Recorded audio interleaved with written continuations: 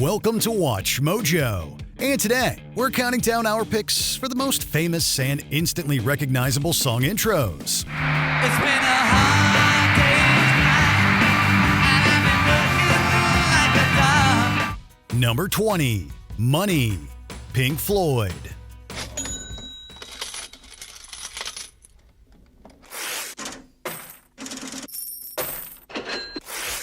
That cha-ching of a cash register coupled with that iconic bass line might be the most lucrative sound in rock history. Pink Floyd's Money opens side 2 of The Dark Side of the Moon with a literal rhythm of capitalism crafted from a loop of coins, cash registers, and paper tearing. Then comes that slinky 7/4 bass line, instantly recognizable and unlike anything ever heard on the radio. It's both mechanical and groovy, reflecting the album's critique of materialism. The intro doesn't just grab your ear, it sets up an entire mood of cynicism and funk-laden cool. In one bar, you know you're listening to Pink Floyd, and you know it's about to be weirdly perfect.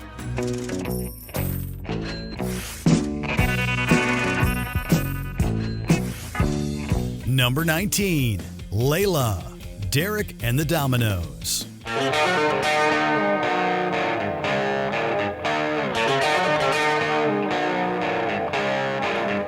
Talk about emotional combustion. The intro to Layla erupts with twin guitars from Eric Clapton and Duane Allman, intertwining in a descending, desperate riff that screams heartbreak.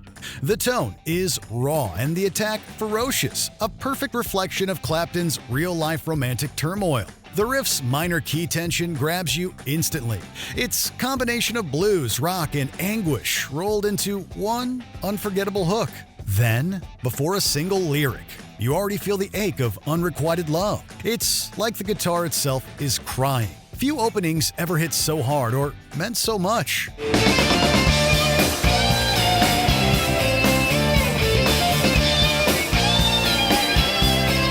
Number 18, Sunshine of Your Love, Cream.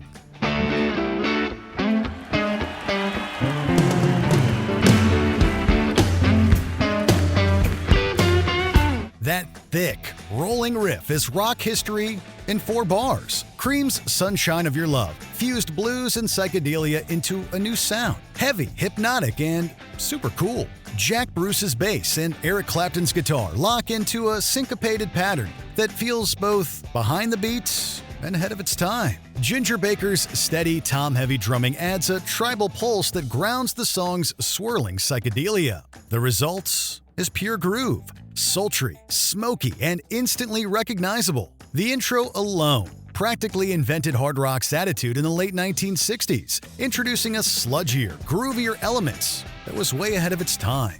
And yeah, it still slaps. In the sunshine of your love. Number 17, Barracuda, Heart.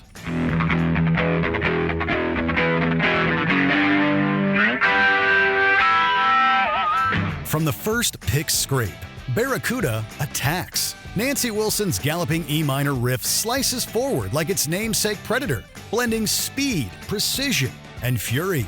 It's a masterclass in controlled aggression. Hard rock streamlined for maximum impact. Written by Michael Fisher and powered by Heart's feminist fire, the intro hits with metallic sharpness and hypnotic repetition. Ann Wilson's soon-to-arrive vocals and the pitch of the cymbals only amplify the tension. But it's that opening riff that defines the song's bite. Every note drips with adrenaline, and it'll get you pumped like nothing else.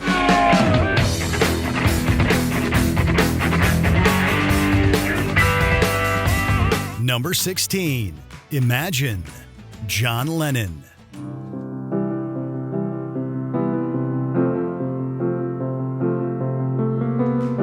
When he was in the Beatles, John Lennon was more of a countercultural rebel. And here he is, opening Imagine with something serene and spacious. The opening piano chords of Imagine are perfectly simplistic, with Lennon's soft touch and gentle pacing creating an atmosphere of peace that feels almost sacred. There's no ornamentation, no flashy production like people were used to with the Beatles. Just good old-fashioned, raw sincerity. Each note lands like a gentle breath, leaving quiet room for reflection and encouraging you to simply close your eyes and, well, just imagine. And the world will live as one. Number 15. Still Dre. Dr. Dre featuring Snoop Dogg.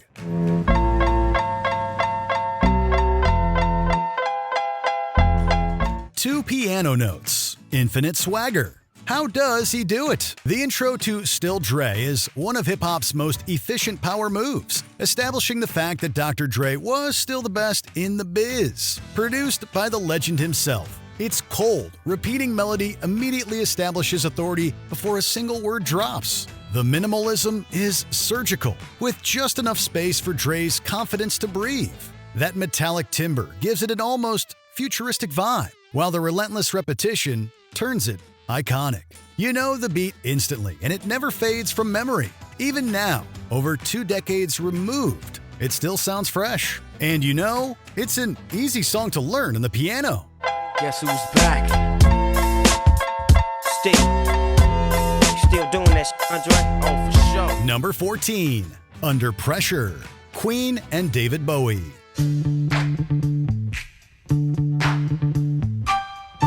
That iconic bass line, dun dun dun dun dun dun dun, might be humanity's favorite groove. John Deacon and David Bowie crafted a masterpiece of sound with this simple yet ingenious pattern. What makes it iconic, aside from the fact that it's an absolute bop, is its emotional duality. Steady and comforting, yet urgent and anxious. And as Freddie Mercury and David Bowie join in, the intro blossoms from simplicity into pure majesty, minimal yet monumental. It captures both artists' theatrical power, and it could just be the greatest team-up in music history. And yes, Vanilla Ice has a role to play in its longevity. We can't deny that. Ice, ice, baby. Ice, ice, baby. Number 13. Baba O'Reilly. The Who.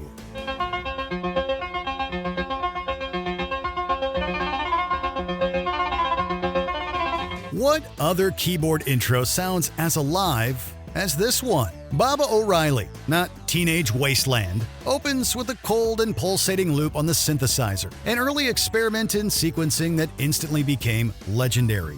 Pete Townsend built the famous arpeggio from a Lowry organ with its built-in marimba repeat feature, creating a hypnotic and mechanical rhythm that still sounds futuristic half a century on. And when Keith Moon's drums crash in, it feels like liberation, technology colliding with rebellion. The intro has a restless energy, and it basically introduced the future of rock and electronic fusion. You could say that the 70s began here.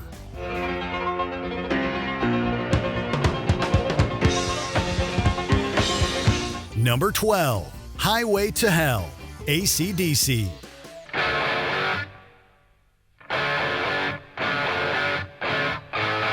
And here we have the complete opposite end of the spectrum. Pure rock, no futuristic bells and whistles. It's amazing what Angus Young can do with the guitar, as he has crafted countless legendary riffs, including the one to Highway to Hell, which is instantly recognizable with just a few punchy power chords. That opening blast lasts barely a second, yet you immediately think, oh yeah, Highway to Hell, I'm so in. There's no build-up, no suspense, just straight to business, straight to headbanging. The tone is immediately clear. Party hard, live free, and crank the volume up. Just not too loud. Mind your neighbors.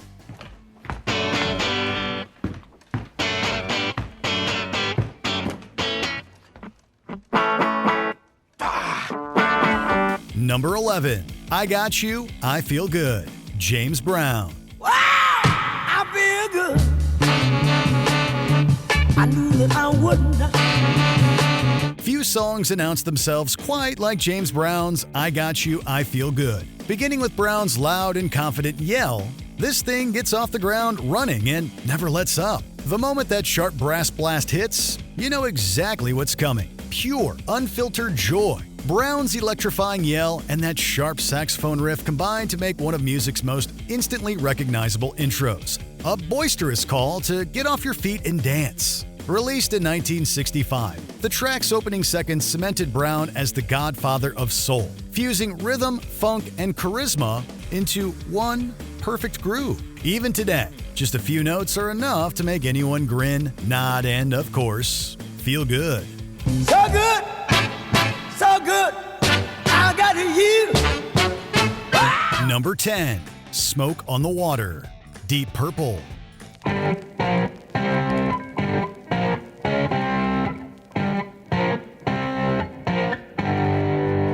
Ritchie Blackmore didn't just write a guitar riff. He wrote the alphabet of rock. Smoke on the Water opens with 4 simple notes that have basically transcended time and space. The power of the intro lies in its structure, played in fourths, heavy yet melodic, and defining the very language of the electric guitar.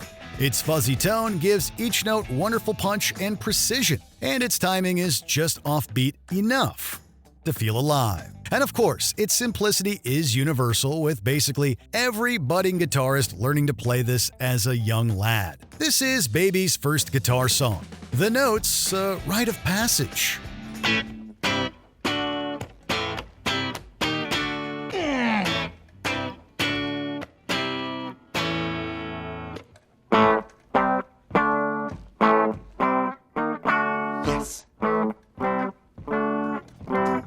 Number 9. I Ran So Far Away, A Flock of Seagulls.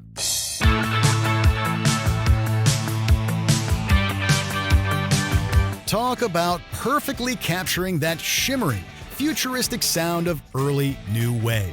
I Ran opens with bright, echoing guitar arpeggios drenched in delay and reverb, creating a sense of vast space that sounded like the future. The swirling synths and driving drum beat immediately establish a sleek, otherworldly atmosphere that was fresh at the time, but what is now unmistakably of its era. In a good way, of course. It evokes a cinematic, almost science fiction mood, and it remains the quintessential sound of 80s new wave. This thing is a time machine in auditory form. I walk along the avenue.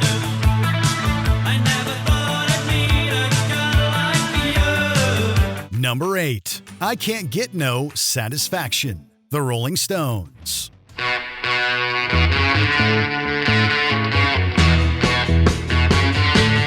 Three notes changed rock forever. Keith Richards' fuzz-drenched guitar intro to I Can't Get No Satisfaction is the ultimate statement of countercultural attitude, sounding far heavier and more immediate than, well, anything really. It's hard to imagine just how earth-shattering this opening was in 1965. Richards supposedly dreamed the riff and recorded it while half asleep, accidentally creating one of music's most recognizable intros in the process. Its raw distortion, produced by a Gibson Maestro fuzzbox, gave the Stones their defining edge and practically invented hard rock. The riff's simplicity makes it universal, primal enough for anyone to hum, but powerful enough to fill a stadium. And fill stadiums they have. Many of them.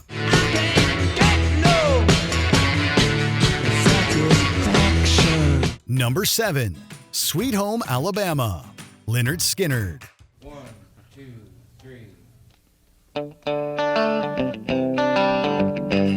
it up. It's the sound of sunshine on strings. It's pure Americana, distilled into a few seconds of auditory magic. The opening riff of Sweet Home Alabama sparkles with clean, country-flavored twang that radiate with warmth and swagger. Ed King's picking and Gary Rossington's rhythm create a breezy interplay that instantly sets the mood. And the bright, inviting tone is like being invited onto a porch to drink some iced tea, or whatever cold beverage you prefer. You don't just hear this song. You feel the Southern pride and good humor that is baked into every note. Lynyrd Skynyrd helped create Southern rock, and their work still sounds fresh all these years later. And when Ronnie Van Zant tells you to turn it up, you better listen.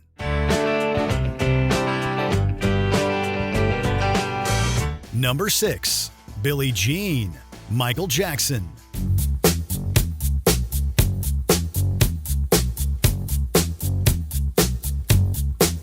Pop begins here.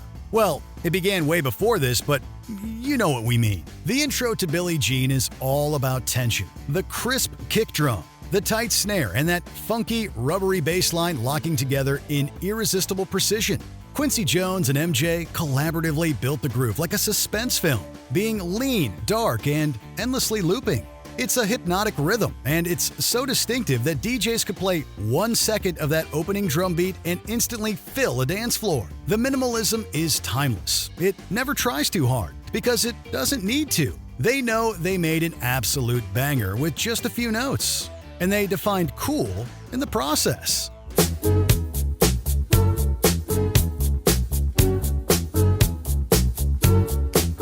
Number 5. Lose Yourself. Eminem.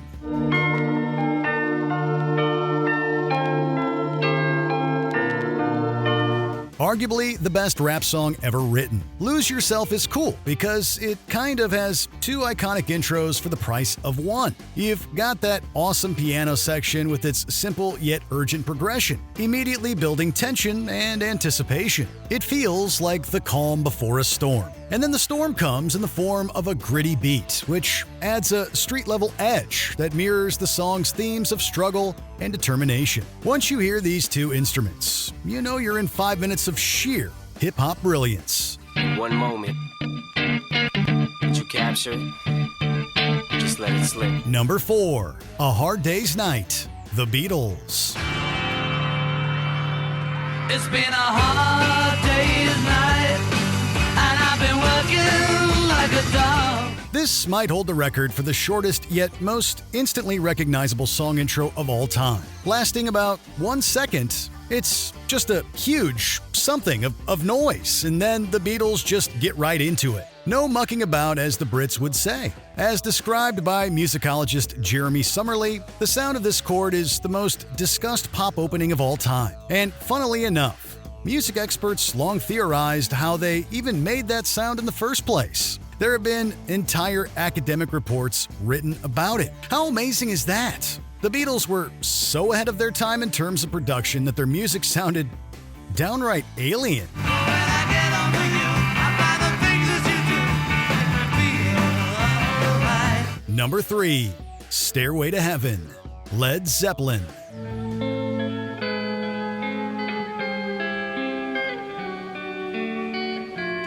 Delicate, mysterious, and eternal. Stairway to Heaven opens with Jimmy Page's finger-picked acoustic guitar weaving through an ethereal progression, with each note feeling deliberate and setting a meditative tone. The melody is old-fashioned, a little classical, almost medieval, and it invites you in gently, promising a mythical journey rather than an outright Zeppelin-esque jam. Layered recorders enrich the mood, while Robert Plant's voice soon rises like an ancient storyteller. It's a masterclass in build-up. Its contrast to the more explosive back half being a perfect bit of songwriting. Even decades later, those first measures can still put a hush over any room. It's like a spell. A stairway to heaven. Number 2. Sweet Child O' Mine. Guns N' Roses.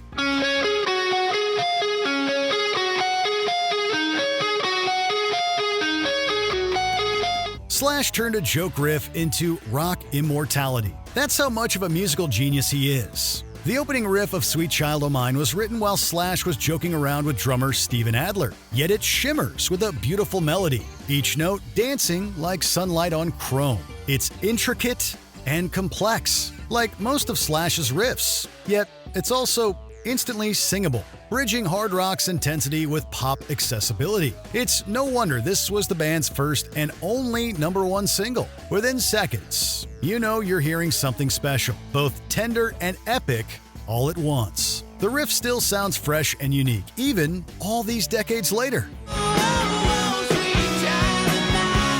Before we continue, be sure to subscribe to our channel and ring the bell to get notified about our latest videos. You have the option to be notified for occasional videos or all of them. If you're on your phone, make sure you go into your settings and switch on notifications.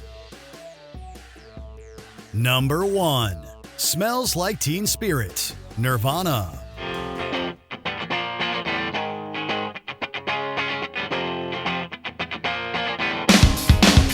It's almost unheard of for a single musician to change the course of history with just a couple of notes. Kurt Cobain did it with Smells Like Teen Spirit, with those opening notes popularizing the grunge movement and altering rock on a whole different course. The song explodes with 4 distorted chords that define 90s rebellion, with Cobain's jagged guitar drenched in fuzz and perfectly balancing punk urgency with a radio-friendly pop structure. The guitar continues on its own until the tension is broken with an unforgettable release, with Chris Novoselic's bass and Dave Grohl's drums erupting in with authority. With just a few notes, the song transformed underground angst into mainstream movement and ignited an entire cultural movement. Pretty darned iconic, we'd say.